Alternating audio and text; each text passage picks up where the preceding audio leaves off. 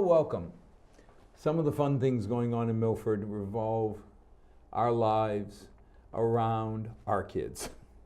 And God couldn't ask for better. And we're always talking about the academics and how to make them better and how well our kids are doing at the schools they're picking.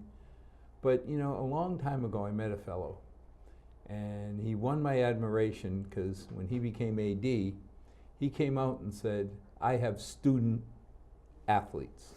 I don't have athletes who pretend they're studying. I have student athletes. And we want to keep in perspective that less than 0.1% of the kids that he spends his life nurturing and helping are ever going to make a living at it.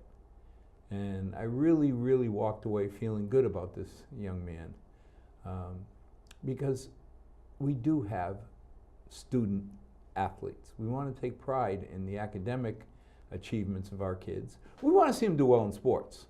100%. But they're going to make their living, buy their homes in Milford, pay for their cars that will be driven in Milford, raise their families hopefully in Milford on the academics. So if you haven't gotten to know the fellow I'm going to introduce, get to know him. It'll make you feel better about the philosophy and what we're doing. Why don't we start with an introduction? Thank you. First of all, I appreciate the kind words. I'm happy to be here. Pete Boucher, the Milford High School and Middle School Athletic Director. So I appreciate you having me in every once in a while, letting me chat with you about what we're doing and what we're trying to do. Did you annoy the track team today? I hear you were the goalie for the discus team, and I was wondering are they going to promote you to goalie for the javelin team maybe. next? If I get lucky, they'll move me up. I spent a little time between discus and softball making sure people were safe today. So we've had this funky schedule. So we have had some rainouts, and we normally don't host a full-blown JV and varsity track meet when we have softball, because the JV softball field, too close. Right there. So thanks to the fans, I missed 2 foul balls right off this, and I was watching the discus, and we made sure one errant throw almost got into the field. So it was good. It's good that we were all working together as a team to make sure nobody got hurt. I applaud your dedication, but guarding the discus. Yeah. As long as you don't have to guard the javelin. Yeah, okay. I think I would pass on that. I'd say somebody else, a little younger, a little quicker, needs to do that. But good point. So we got to start with, I hear the boys volleyball team lost a game that, oh, God forbid, I know, they've right? lost a game. Yes. 12, Tell us about them. They've won 12 out of 13, and they also went to a tournament you had to be invited to this tournament in Rhode Island. There was 25 of the best teams around New England, and we took third. And we beat a lot of the really good teams in Massachusetts. Yeah, in the Invitational, yes. You took third. Yep. And the boys were angry about that, and I'm pumped about that they were angry. I want them upset. They should be angry. It's first place for this team. No, they're really, Coach Manini's got them moving in the right direction. Coach Folster, Coach Weber, they're a really good coaching staff. Couldn't find a better group, but the boys are just locked in right now. A lot of our soccer boys are playing volleyball, soccer team that won the league championship first time in almost 20 years. And man, I'm telling you, these guys, what I would say sets them apart right now from the other, I think we're going to win the league. I'm going to predict we're going to win the league without a whole lot of challenge, is that they're just athletic. I was able to watch a clip on Twitter at that tournament that they were at Rhode Island College, and it had to be 35, 40 seconds of just both teams sending it back and forth, and we were digging balls off the court that other teams aren't going to get to. We're just really, really athletic and hungry. These boys want to win, so I'd get out of their way if I was the other teams. 12-1. 12-1. And not the easiest league in the area. Nope, and they traveled. They lost to a team way out west that's a powerhouse. They're known, Minichog. So, and I'll be honest with you, the boys are hoping. This is what I love about these guys. They want to draw that team in the tournament. They want to play them again. No, they want to show them. Oh, absolutely. Yep. It went 5 games, and all 3 coaches said to me in different conversations, we were the better team. We just didn't play well that day, and it's going to happen. I'd rather have it happen now, get it out of the way before the tournament, right? So, we're excited. Let's see. They lost the game. Yeah. 12-1. They win 12, and Yes. we're going to worry about them losing. I mean, all kidding aside, this is outstanding. It's huge. It's huge, especially with the schedule that we run. The league that we're in right now is a little bit new for volleyball. There are some really good teams, but we're the cream of the crop this year, and we were last year too. So now, how's the team look? Is it heavy in seniors? good question. We're half and half. We're going to graduate a good group. We got some guys that are going to go on to play in college probably. We're still waiting. They haven't committed yet because it's this is their last season. So colleges are still looking. They're still deciding. We'll probably send 6 guys, 6 guys, seniors heading out, 6 or 7. But 2 or 3 of those guys, Joao will definitely, he's got offers right now. But don't you have to commit by like the 1st of May or? Well, good question. There's 3 committal dates, and the last open period can actually drip into August. Really? Yeah, yep. Because we're a spring sport, boys volleyball is a spring sport, they get this large open period. And it's just anybody right now that hasn't committed could be a late committal. So it's actually a very good question. So he's taking his time. He wants to. Oh no, I understand the kids. Yeah. It's just one of the things up at that little school I like, Holy Cross. This is true. I've heard that. The coaches have always said puts them at a bit of a challenge in front of them is that the athletes don't get a break. No, and that's a good point. We have a lot of what we call Ironhawks that play all 3 seasons. And it's difficult because, for Joao he's a very special volleyball player. There's no question. Andrew Manini is our head coach. Andrew thinks he's one of the best that's ever played in the school in our history. Again, talking about Linda Zakili and all that she brought to the table, and she built the volleyball house at Milford. And Andrew was very, very close to her, played for her, and he said without a doubt that he feels that Joao is in the top 3 of people. But it's a good point. Joao just doesn't know where he wants to go yet. We call him J-Wow. So J-Wow just doesn't know where he wants to go yet. And I give him credit because this is what, and I know you and I have talked about this offset. Everybody is one injury away from simply being a student if you're a student athlete. So he wants to go to the right school academically, financially for him, that has his major, because if volleyball doesn't work out, he wants to make sure that, like you said in the opening, he wants to be able to pay his bills. I just remember May 1st, I knew was the deadline because the Greater Worcester Holy Cross Club has scholarships.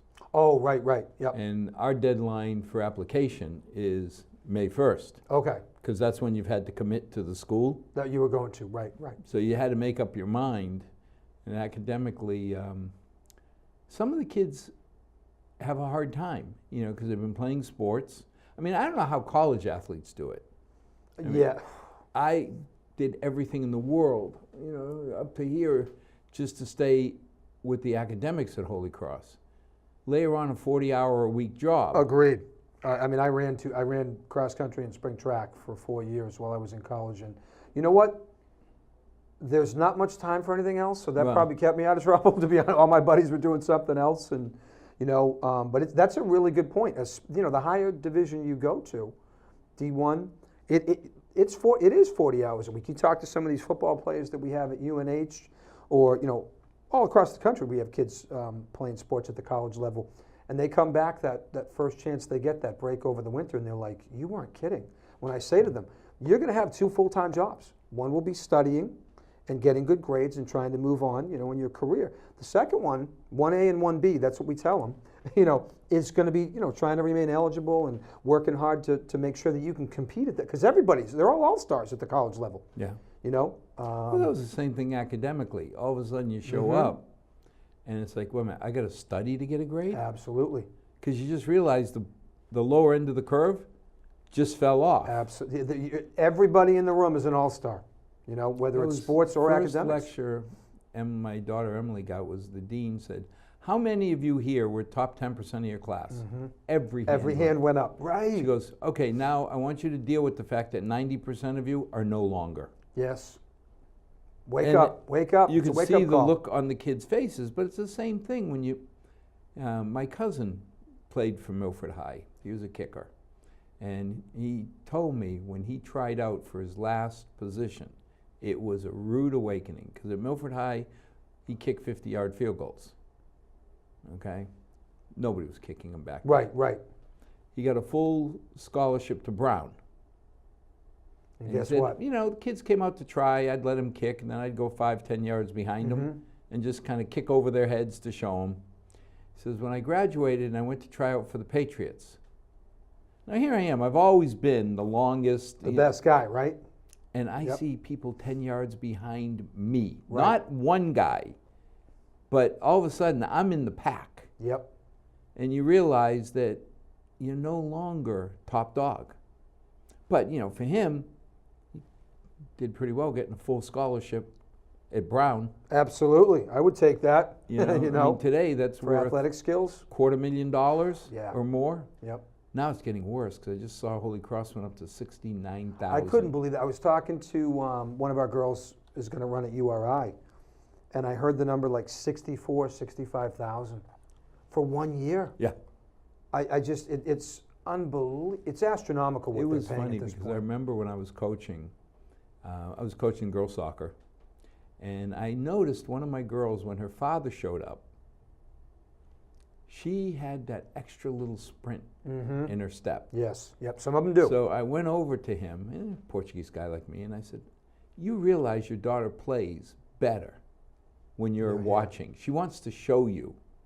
And he said, yeah, it's just girls soccer. Oh. And I looked and said, you know, Oh. that's amazing. He goes, what do you mean? I said, you must be very wealthy. He looked at me and says, what are you talking about? I said, if she plays the way she does in front of you, she could get a scholarship. Saving you a lot of That money. could be $200,000 to you. But I guess you must have so much money you Right. don't care. It's just girls soccer. He never missed a game after that. Gosh. People. Nobody thought, No. you know, first of all, I never understand, okay, like now my grandson, raining, of course, last weekend. Yep. He's 3 years old. He's out on Tank Field, and we're out in the rain. Oh my gosh. And somebody says, you're showing up for all his practices. I said, what's my option? I'm going to sit home and watch TV? Why not? If you can do it in You your know what I schedule, mean? sure. Rather than sit home, I'd rather be with the family and watch the kids, because Yeah. these kids do so much. And they grow up fast. You know, in a blink of an eye. Kids are freshmen. With Dick Corbin Awards, senior awards are right around the corner here. It Oh, goes yeah. fast. All of a sudden, blink, it's gone. You know, it's like, So, where'd they go? how the girls doing in volleyball?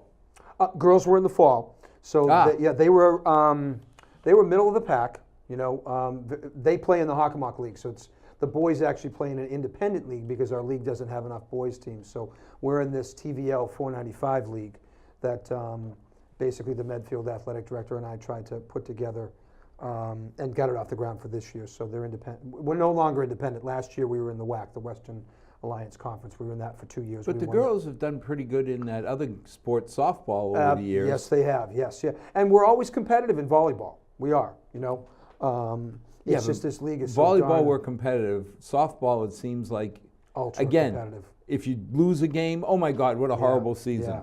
Yeah, it's. I'll tell you, it's been a little turn this year. We graduated all 9 of our starters from last Holy year. moly. Yep. You graduated your whole team? The whole team. Yep. So, you know, what we're talking about this year, we use the word opportunity. A lot of opportunity this year. If you came out to see a softball game this year, it wouldn't be what you've been used to watching for the last 10 to 12 years. But the one thing that I've seen Coach DeVito, Coach Walsh has been able to recognize is we're getting better in increments. Each game we're getting a little bit better, more focused. We know what we're doing.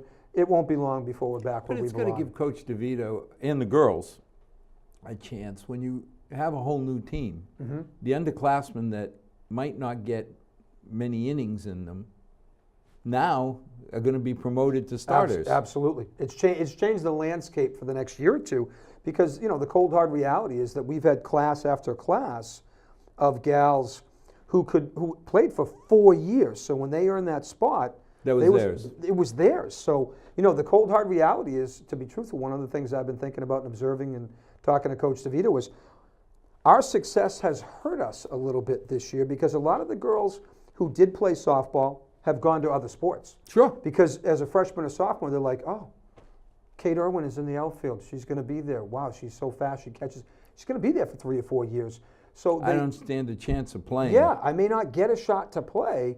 So there's track and there's other, there's lacrosse now where this year we have we've struggled in the past to field a JV team. This year we had almost 60 girls go out. We have a varsity team, JV team. 60 girls? We had to greenlight a freshman coach, and I had to build. Any of the coaches and athletic directors out there know that building a schedule when the season has already opened is really difficult. But we built a freshman schedule, and we're playing some teams. Now, green light a coach. What does that mean? That means we had. Thank you. That's in profession lingo. What we did is Milford being Milford, they found the money because we didn't want to tell 20 girls. We didn't plan to have a team. Tell we gotta 20 cut kids you. who are willing to bust their hump that Yeah, sorry, we're gonna you cut don't you. count. And I got to be honest with you, there are teams in this league that did that. I won't name names. Really? Yep. They had 16, 17 girls, and it wasn't in their budget. So they didn't field a team. Where in Milford, what this town does, and this is I say it every time I'm in public, we do 2 things that other towns don't do: people power and money.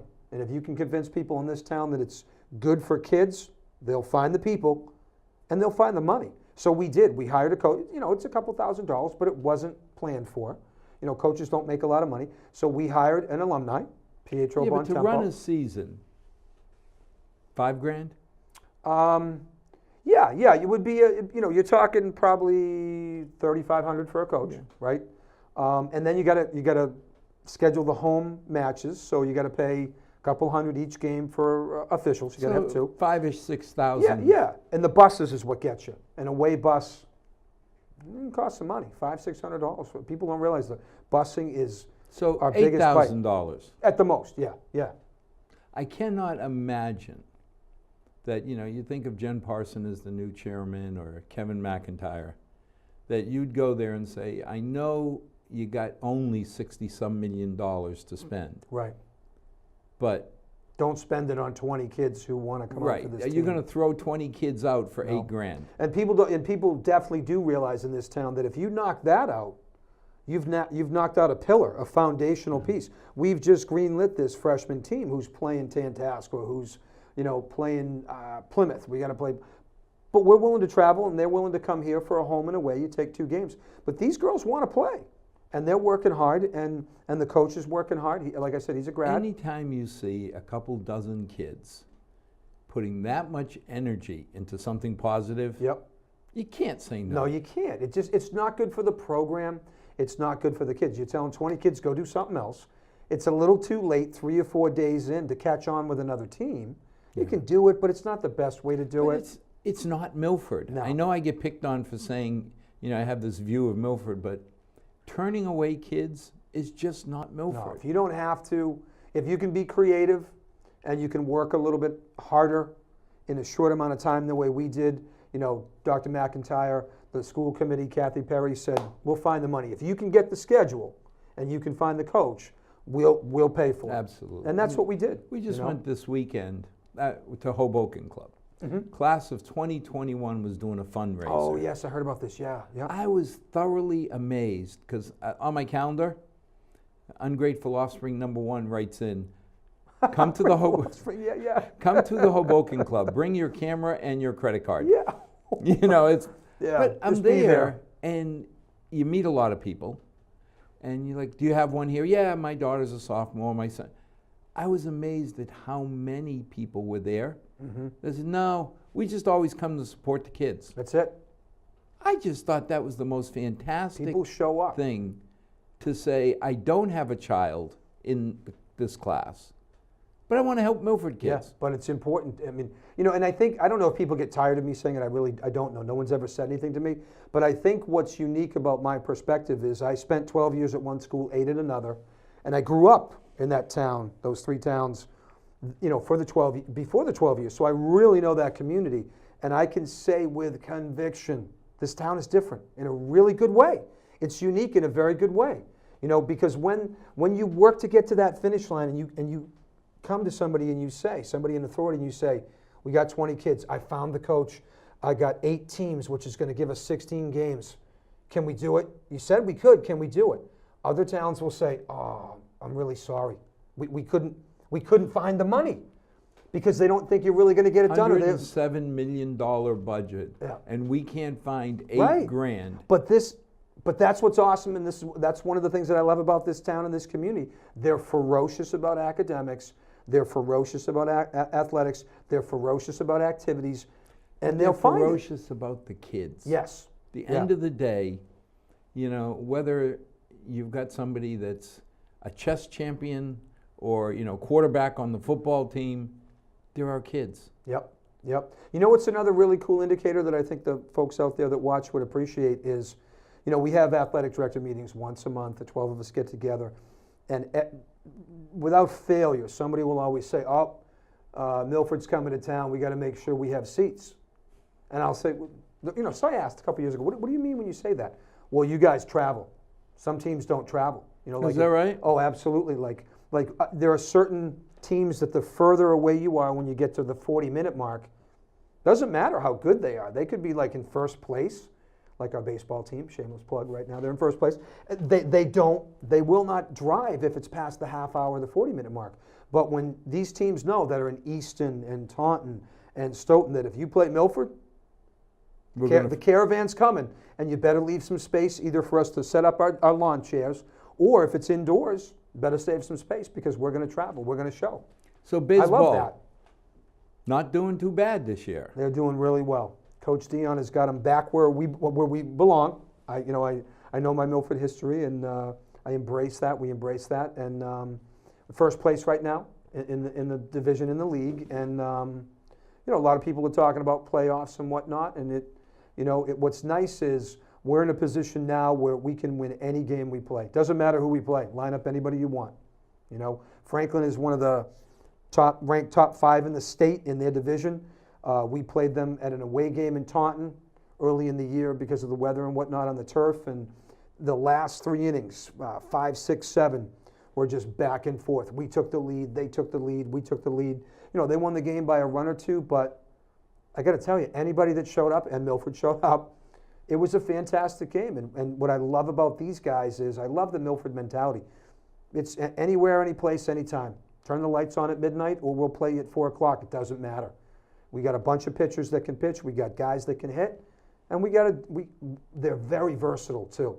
We got guys that can play infield, outfield. You switch the pitcher. You watch the other coach, and he's trying to write down where we're going. It's funny. I always watch the other head coach to see what's happening. And he just, one time I saw him just throw the book up because he didn't know where our guys redeployed, and he couldn't figure out what we had just done. And we won the game, by the way. So it's fun. The kids are competing. They're working hard. So how does the baseball team stack up? A lot of seniors, or?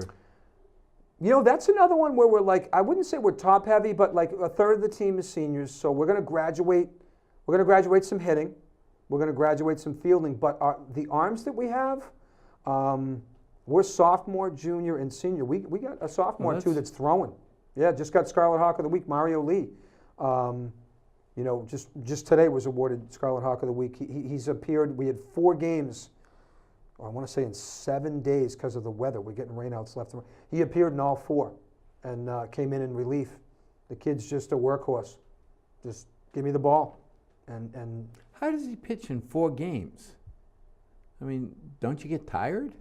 I'll tell you what, Coach Dion's good about checking in, and I watched them chat at the 4th game, and he said, "I'm good. Wait, bring me in." When Sean Smith's daughters were pitching, that they could pitch, every game. Yeah. Because somehow the motion. Yeah, you're right. The underhand motion is not as traumatic on the shoulder, the deltoid, the overhand, the shoulder muscles and whatnot. But yeah, you're right. You pitch once, right? A couple innings. You got to take a couple days. It's usually 3 to 5 days off. But because he's coming in relief, and here's the thing, he throws heat. This kid can throw. But some, you go back to the days of Babe Ruth, those guys would pitch 2 or 3 days in a row.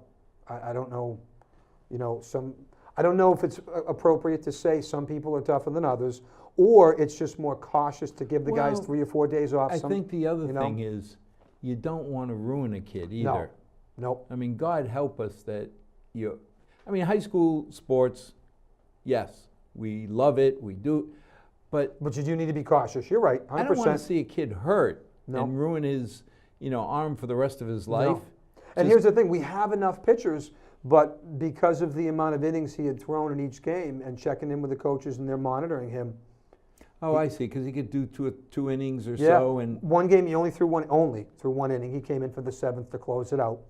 And okay, mowed so him that down. makes more sense. Yeah, because yeah, and I should have been more specific. He didn't start any of those games. He's kind of become our closer or our short relief guy where he'll come in for 2 innings and then somebody, Yeah, but those are one of the most valuable. I mean, everybody looks, oh man, at the Red Sox for their starters, but you look and you say, wait a minute, the guy you're counting on at the end. that's just as I don't important. see many starters doing 9 innings. No, nope, not anymore. Most aren't going 6. Yeah. But But you got long the relief one now. with the 2 innings, and then you get a guy who he's there for the 9th. Yep. Over and over, he's there to close it down. And if you don't have a guy that can fill that role, if it's 4-2 and you're the team with 2, it's going to be 4-4 or 5-4 Yeah. real quick because those guys at that level, like you said, every level you move up, guys and gals get better. At that level, everybody can hit. Now, So, what are the chances when you look at our baseball players getting scholarships to go to school? Do we get a couple a year through? Yeah, or- we will. This year we have more D3 guys. We have 2 or 3 guys that are going. I think Corsini and Matt Shaver are both going to play at Framingham. And I think what the general public needs to recognize or just kind of come up to speed, if they don't have high school kids, if they have high school kids right now, they know. But if they played, if they're older like me, there was a delineation between 1 and 2 and 2 and 3. Now, there's still a delineation between 1 and 2, D1 and D2. There is. D2 and D3 is razor thin. It really is. Like, you have a lot of D3 teams that play D2 teams and name the Yeah, sport. but it used to be in my mind that if I'm going for D1 and I'm good, I'm going to get scholarship. Yes. So it's worth money. Yes.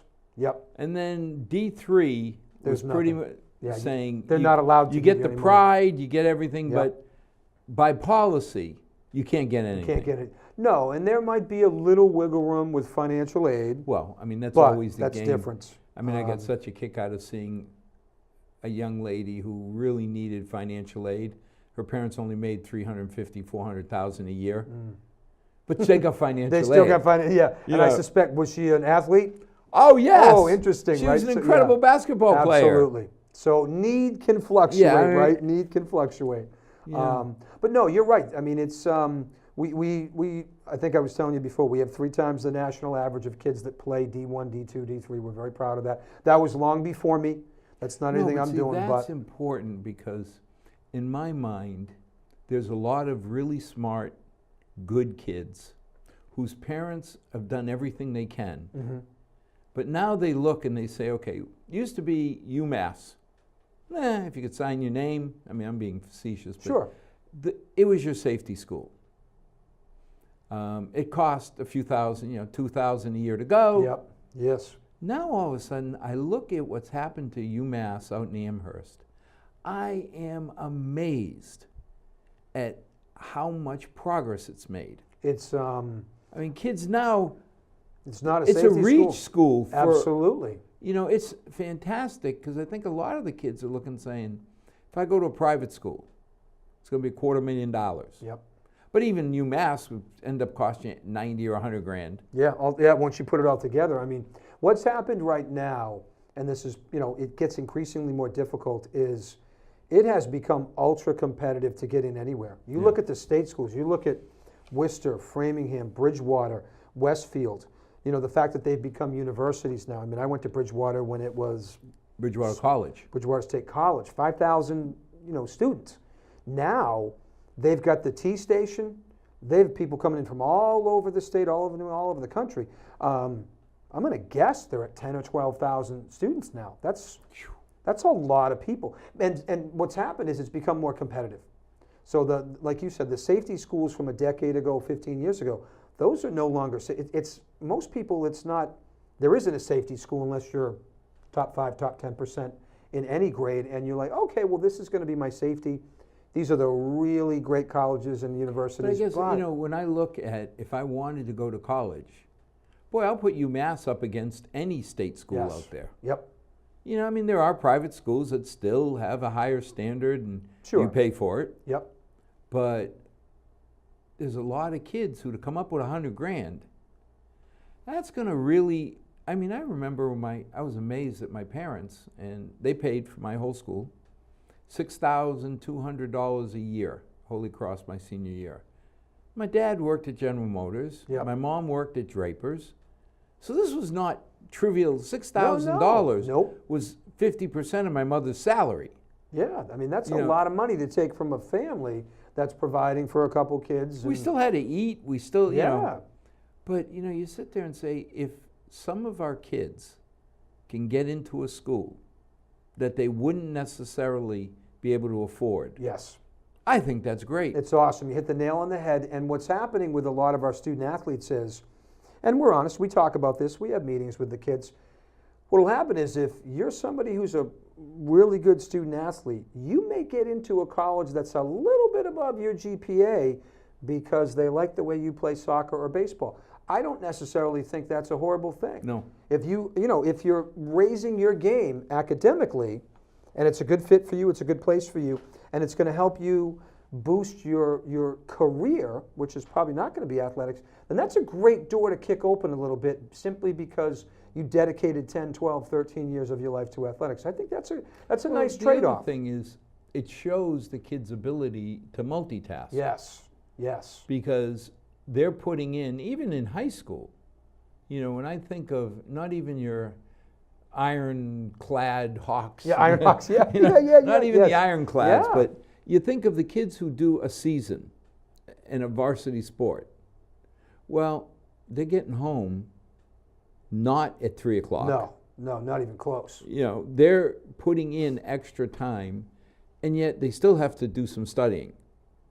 Absolutely, and they still got to eat and get ready for the next day. So No, that's they a good start point. learning some skills that they'll use.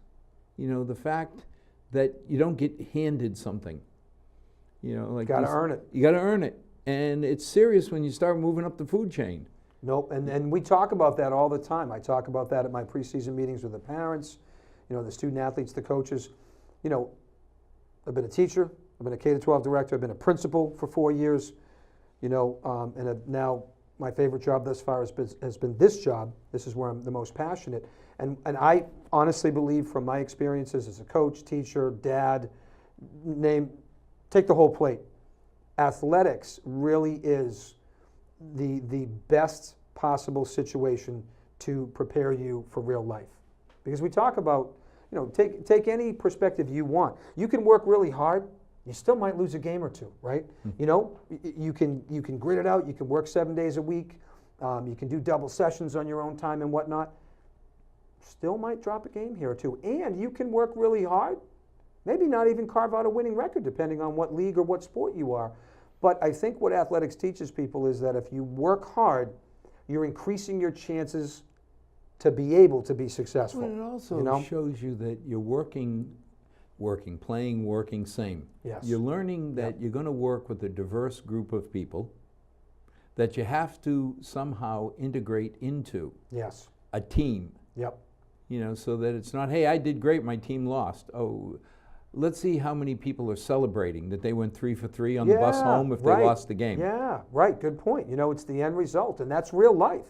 We have a lot of people who, if you don't produce, if your numbers don't look right quarterly or, depending on how it goes, you may not remain in that chair. You may not remain in that occupation, and that's really where it's the at. other thing that hit me is I went to this Best Buddies pageant. Oh, yes. And Great as I was work. walking down from the cafeteria, I saw something that I haven't seen in many schools, a new trophy case. Yes, yep, hit the nail on the head. Looks amazing. Great place to house it right there outside the cafeteria and the auditorium where we host a lot of events. You might know a little bit about the group that donated that, but here's the thing. It's so professional looking. I watch people come in for these events, and a lot of them don't look as they walk by. They stop, and they look, and they say, hey, what's this trophy? What are those ribbons? And you can see them congregate with their little kids, and just another piece of the puzzle that other communities don't. I've not been to one school, not one, in my time that has anything, of that nature that's put aside. A large case dedicated, not just a little glass case on the wall. This is right in the middle of the hall. Not sharing it with anybody. That's what they all do. This is saying we're proud of this group of kids. And like I say, our special needs kids, they're no more special, but no less special. Absolutely. Than the other 4,400 kids we have. Right. And here's something that we're celebrating, their achievements. 100%. And you know what I like? I've grown to know the unified athletes really well. I try to get out there as much as I can, when they have home games and home matches and home meets. And they are very proud. You should see them walk by. They will point, Coach, did you see that? Coach, look at this. That's my medal. And that, you can't put a price tag on that. No, you can't. It's awesome. Kids in the Special Olympics have so much to overcome just to stand up and play. Yep. Just to get on the track, just to get on the turf. They're already winners when they get on the track, when they get in the pool.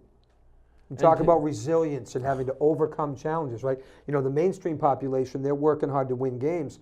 Like you said, some of these kids, it's hard to get out there and just run 100 meters because of the challenges they've been dealt. What's life has dealt them, So on a certain level. But I will say that if you ever have a chance to help or coach a special needs team, take it. When Jen Walsh got me involved many, many decades ago, I was scared to death. Now, I was blessed because the teams I coached in soccer, my parents always took care of me. They always watched out for me. I thought I had the greatest set of parents till I started doing Special Olympics. The parents. Oh, they're amazing. The group that comes out to support these kids. And the kids wouldn't say poop if they had a mouthful. Nope. If they weren't doing what you said, it wasn't defiance. It was they didn't understand. Yeah, yep. And the parents were so grateful for everything. Yep. They're an amazing group. No, it's a fantastic group, and I'll share. So this is the third year in a row. The state has come to us.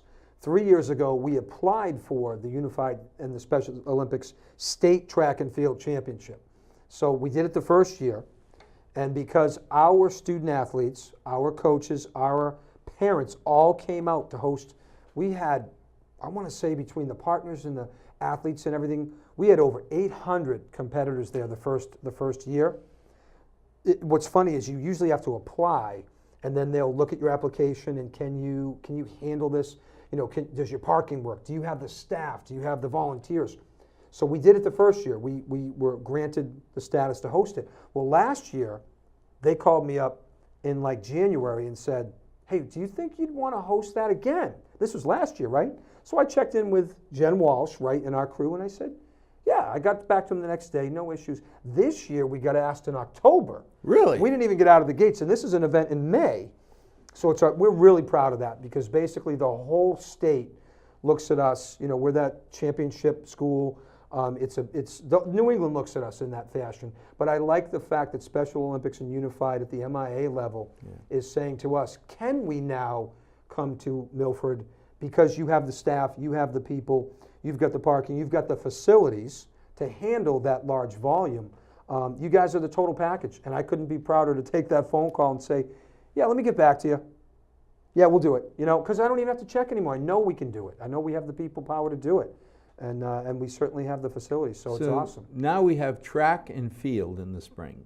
Yes. That you were trying to catch the distance. Yeah, trying to make sure nobody, had a dentist appointment right then and there. How's the track teams doing? Good, really good. They were undefeated up until they ran into North Attleboro. Both teams lost to North Attleboro. I never liked the North Attleboro. I don't know what it is. It's just one of these things where... You know what it is, in my opinion, because I've been in this league forever since I was 13. North Attleboro and Milford are very similar. They have a rich, strong athletic tradition. And North is probably, and I say this with the greatest amount of respect, one of the only other towns in this league that has decades and decades of expectations and accountability and accomplishments of athletics the way we do here. So when we meet, it's the two biggest kids on the block that got to throw down. And we win enough of the time. We beat them, but they got us this year in track, so I think the two track teams are going to end up in probably in second place in the league, which not the worst place, but we do have kids and relay teams that are qualifying for nationals, not just states or New England's. Yep, we had a team sprint medley for the boys that went out to New York and competed, and we already have at least one team, and we're hoping there's going to be a second team that's going to qualify very soon for the national meet in North Carolina, which I was fortunate enough to go down a couple years ago with Ryan Nesta and Leo Maranta. Those guys kind of broke some ground for us in like this decade, getting this, on the national scene, and two guys that placed in the top 20 in the country for decathlon. Top 20. Only school in the country that had two kids qualify from the same school for decathlon in nationals. And now we got kids, chasing their footsteps and following what they're doing. And there were people long before that, 70s and 80s, trust me. But we're trying to do Milford proud and stay on that level. It sure sounds like it. Yeah, yep. And the girls and boys are equally loaded. Really? Yeah, the girls are just younger. Our talent is just more spread out, freshmen, sophomore, junior, seniors. The boys are a little junior and senior heavy right now, but they're going to reload. I'm not too concerned about them. We have 12 middle school teams right now that are running in this league that we've created, the Bay Valley League. A lot of the local athletic directors got together and built this league. So it's a lot of things are happening that we're really excited about. How do you build a league? Oof, yeah. Nick Sakilli could tell you because he had a lot to do. I think he of did the Hockomock, Midwatch. and you hear the names. Yeah, no, you do. So what you do is, like Eric Scott from Medfield, we decided we were tired of running independent. You'd have to go and find 18 matches for volleyball. God love, and I adored Linda Zakili. She did it for a long time, and her husband did it, and Rich did it, having to find 18 matches. Now, when you're good, it's not easy because nobody wants to play you. Yeah. But why when am I you're not going so all the good, way to Milford to get my bum yeah, slapped? right. Or we don't even want to host you out here in Pittsfield because we know you're going to come in and beat us up and roll out of here. But so what we did is we got together with some local teams and we said, let's just do this 495 league. Everybody's on the 495 strip. Nobody's more than 10 minutes off the highway. Are you tired of doing 18? Are you tired of doing 18 or 6? They're like, yep, let's do it. So we brought it together this year, and next year I think King Philip will join. That'll be another one on the 495 strip. So it takes a little bit of work, a little bit of finessing and pulling people together, but then you apply to the MIA and say, hey, this is going to be a league. We'd like to institute it for 2019, and there you go, rock and roll. So now they have to accept you. Yes, they have to put their stamp of approval, yes. And you have to accept their jurisdiction. Yes, yep. Because I was going to say, they can't just call up and say, I'm having... No. The liability would be frightening. No, yeah, you have to... No, that's a good point. Then there's got to be rules and ramifications and consequences and expectations for, how you're going to run. Just like the Hockomock League is a constitution and bylaw. We don't have that yet because it's one sport. So it's a little less regimented, but we still have to follow all of our own school expectations, and then the MIA governs everything with GPAs and all of that. So you do have an infrastructure that you have to follow. It's a good you're not going to have a kid with a 1.5 GPA playing whether you're a Hockomock or independent. No, you do have to, you're right. Because you're not doing the kid any favors either. No, you're not. Like you said, like we've talked about a lot, student athlete, student first, you have to handle yourself in the classroom, follow the expectations, and then live up to the accountability. And then it's a privilege. We use the word privilege. It's a privilege to put this on and compete for us. That's how I've tried to treat it, because I know the folks before me. Well, you started an academy type program. Yeah, yes we did. Yep. How's that going? Good. We're in our 5th year this summer. 3 days. We're already set up. It's gotten to the point where my alma mater has asked me to come present to them, the Bridgewater State. They want me to come and work with their captains. We've had some private businesses. We've had some colleges in the eastern area like Stonehill that folks have reached out and started to check in, and other leagues are asking what we're doing. And I've been able to present at the league level, but we can't give them the whole thing because they've offered to, I just want to be transparent, they've offered to, hey, we'll pay you to come in. That's not why we did this. I'm not looking to make money. The objective was to move the leadership capabilities of the Milford Scarlet Hawk student athletes. What we're doing now is we're bringing in I work very closely with Nadine Pomeroy, our music director. She sends her music captains and leadership. They come. We're working with our student government leadership. They now send their presidents in there. So we're building it inside Milford. It's not really about making money, or we're not trying to keep it a secret. I've presented the nucleus to the league and to the league captains. I do that about once a year. But yeah, we just found that, like in true Milford fashion, there wasn't really a program we could buy or attend. So the coaches and leadership here, we decided to build it, and it's kind of evolved to 3 days. And the folks in Milford, we have like the Department of Health, they've paid the last 2 years to help us go get on these adventure programming course, which is this cutting edge, trial by fire, physical leadership. They throw you these challenges, and you might be 20 feet up in the air, tied to a rope, and you guys got to figure out, how do you get over this to the other side? And you can only do it this way. You can't hold hands, but you can only have. It's amazing, and it's so awesome to see them start at 8 o'clock and finish like around 3, and see the evolution of the brain and how they just learn. I got to work together, and I got to do some forward thinking, and so. But Milford has supported us, and we're really proud of that. We're happy to continue and keep pressing forward. Now, if we forget any teams in the spring, we'll get in trouble. Oh boy. So the tennisers are working hard.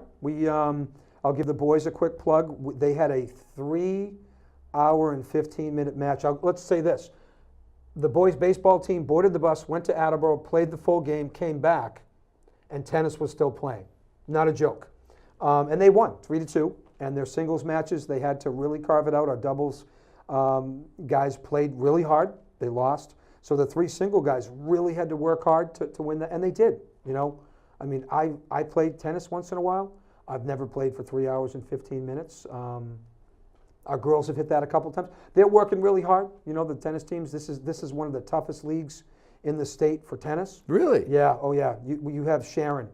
Sharon girls have won the league like 39 years in a row, and they've been top 3 in the state for probably 39 years, maybe more. Same with the boys. They've only lost the league championship once in 40 years, Sharon. It's hard to win in this league with tennis. Is everybody focused on tennis there, or? The joke in Sharon is you're born with a tennis racket. You come out screaming and you got a tennis racket in your hand. I swear to you, that's the going joke. And they embrace it. Just like we embrace, a lot of our sports, they embrace that. Yeah, but we embrace a lot of sports. Yes, not just one. Not You're right. just one. Yes, that's their ticket. Sharon is the tennis capital of. So how many boys play tennis in Milford? For us, we have 12 to 15 boys. That's a good size. That's a good size. Now I'll tell you, we had to make cuts in girls tennis this year, and it's not because we didn't want to fund a JV team. We did. There are no freshman teams. You can't do that. The problem we had to actually cut a couple kids is because we have 6 courts. Okay, most teams have 4. If they're lucky, they have 5. We don't have the space. We're not able to. We talk about academic learning time in the classroom. There's athletic learning time. We just don't have the space to be able. Even with 6 courts. No, because the boys we have to segment it. We have an hour and a half block, and then the second team comes in and we flip flop it. We had almost 40 girls come out. Wow. Yeah, so it was, we tried to set them up on other teams and didn't want to. We don't want to make cuts, but in the same token, you don't want 50 kids in a classroom either. Right. You got to make challenge. You got to make choices and whatnot. Boys and girls lacrosse are, definitely fighting. Now, there's a sport that came from, seems like nowhere in the last 10 years. And that's about right. I think they're about 12 years old, and we're really, really young. Lacrosse in this league. King Philip has had lacrosse probably 20 years, Franklin 20 years, Foxborough 20 years. So, and we might be closer to the 15-year mark, but we're still relatively young. It takes a good 10 years to get a program up and running. You can hit the 15-year mark and still not be really, really running on all cylinders. So we're fortunate right now. We have 2 head coaches. One is a Milfordian, Jacob Scordato. He's an alumni running the boys. This is his 3rd year. Numbers are growing. We're competitive. I really like what he's done with the program. Right now, we just hired a gal who's a teacher, and I do think she was part of why we had so many kids come out. Like I said, we almost had 60 girls come out. She's a math teacher in the building. She played in New York. So 60 kids? Yeah, 60 girls. That's what we didn't. And because we have the fields in this town, we didn't need to make cuts. We were able to greenlight another team, and so it all worked out. But I do think because of her knowledge, New York lacrosse, that's the capital of the country for lacrosse. She played. So this gal is competitive. She knows what she's doing. And the girls like the way that she pushes. She wants to win. She holds them accountable. And, we're working as hard as we can. And we're grabbing a couple W's. And we're trying to hang with some of the upper echelon teams in the league. So it's. Now, field hockey is in the fall. In the fall. Yep. Because that was another one that seemed always amazing. I can never figure out. Oh, it's hard to watch because the rules are so specific, right? You sneezed, there's a whistle. Yes. You didn't sneeze, there's a whistle. Yeah. But lacrosse was that way too. I'm trying to figure out, what stops it. What? Well, you know what? Here's the thing. And girls lacrosse is evolving. Boys lacrosse, you can cross-check, you can hit, like hockey. As long as they're protected and they see you coming, you can hit them. Girls, there's no contact. They don't wear helmets. They only wear eye goggles. So a girl really can, what we call, go coast to coast. She can get the ball in front of her net. She can run all the way down the field and take a shot untouched, unencumbered, as long as she cradles the ball close to her face or her chest. You can't hit her. You can barely hit her with a stick. So it's a little more stressful, a little more problematic. I gotta give them credit. I don't know that I would trust that maybe that team has somebody who's a little slow on the intelligence scale. Yes. And doesn't know they can't whack the ball that's sitting here at my face. Yes, good call. And if you bring it outside of the shoulders and whatnot, then you can hit. But there's girls that are talented enough that'll hold it, and they'll run the length of the field, 100 yards, 100 meters, and take the shot. So it's it can be frustrating for the girls that are playing because they want to hit, they want to push, they want to. So we're working towards that. It's the same as the girls' hockey. Yes. You can see the top kids, they're hungry. Yes, they want to hit somebody. They want to get them in the boards. Yeah. I watch it. I know I could hit this kid. Yes. Because a lot of them have played with the boys. Yeah. So they're used to that more aggressive, more assertive style. I think it's coming. I do think it's coming. It'll probably be in my lifetime, I think, where we see that change. But on football, it seems to be going the other way. Yeah, for some towns, the concussion rate is increasing. A lot of programs are decreasing their numbers, and here we go with the bad N word, North Attleboro. North Attleboro and Milford are at the top. We've got over 100 kids every year, so do they. The teams that used to have 100, Foxborough, they're slipping a little bit. King Philip, 90s. Foxborough's still in the 90s. But truth be told, a lot of the other programs, their numbers are decreasing. And I do think it has to do with the number of concussions that are being... You read the data, and it's inconclusive as to reasons and all, but the concussion comes up, and you're looking at your son. Yeah. I've heard a lot of people whose daughter played soccer worried about headers. Yep. For the same reason. There's a increasing high number of girls soccer with concussions. It's actually mind-boggling. It's close to football. They get aggressive. They want to push. Yeah. You can't fault the kids for giving their all and wanting to go that little extra.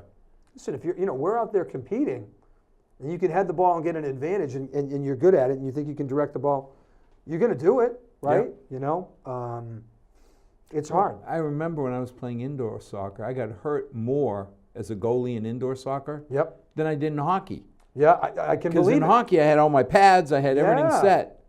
I felt like Wile E. Coyote. You jump up, you make the save, and then you're like, oh, shoot. Yeah, here comes the anvil, right? Now, boom, I'm going to fall. And it's a much smaller environment, too, playing-wise, as far as indoor. And any sports golf? Golf's in the fall. Yep, they'll be coming up in the fall. I think we did the softball, baseballs. We talked about the 2 tracks, the volleyball. We got our lacrosses. We got our unified track and field. They're doing really well. Like I said, we'll be hosting that state meet at the end of the season.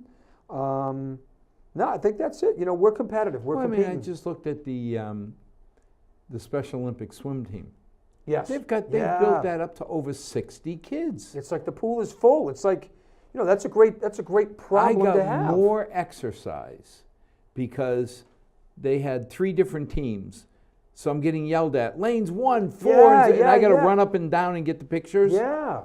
But I was amazed because the whole time Milford just had kid after kid after kid swimming.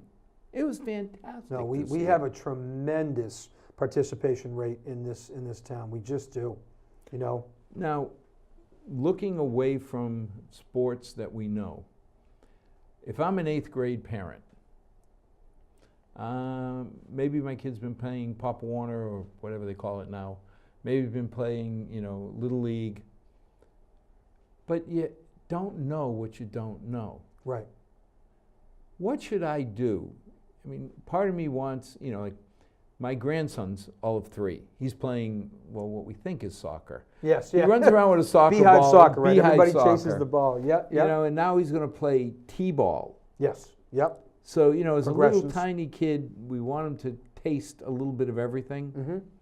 But it's a pretty serious decision going into 9th grade to pick a sport. What should parents point. do? No, I think that's a good question. I'm at that. I got 2 boys, 11 and 13. My 11-year-old wants to play football. So we put him in some flag football leagues, and we're going to let him play. What I would say is to those folks, I would say they can absolutely reach out to the coaches. They can reach out to me, email, call. We, for our size town and our size school, we have 32 varsity sports. Holy moly. Yeah, we have, I think I said this at where was I presenting somewhere? I said, with our middle school and high school teams now, so you break it down, varsity, JV, we have over 80 teams, between our 3 seasons. So whatever it is, like when I was a track and field coach, I used to say, come out for track. And the kid would say, I'm not a good runner. Doesn't matter. We have 16 events. You can throw or jump. We'll find a spot for you. Trust me. That's my job. You come out, I'll find a spot for you. That's what I would say to the 8th grade parents, Bring them. If you're not sure what you want them to do, let us know. There's a good 10 or 11 sports every season. And check us out, talk to us, and we'll find a spot for you. If your kids want to participate, want to be part of the school, I know I'm biased, but again, as a former principal and as a current athletic director, the absolute best thing you can do in the fall is have your kid get on a sports team.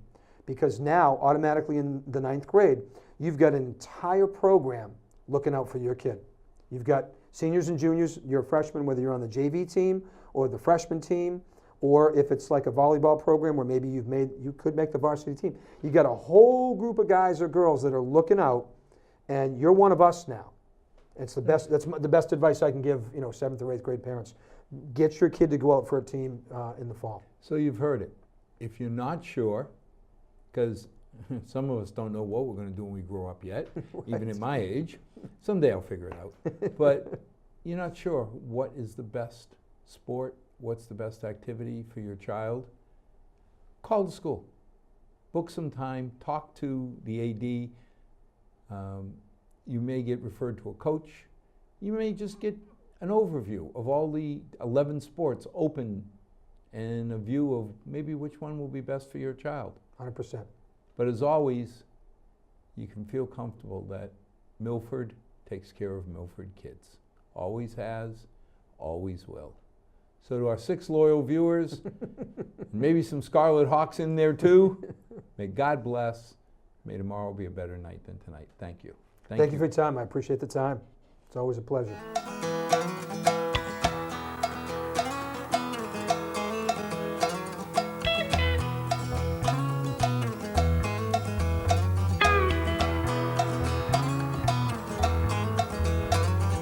Not too long since I've been home.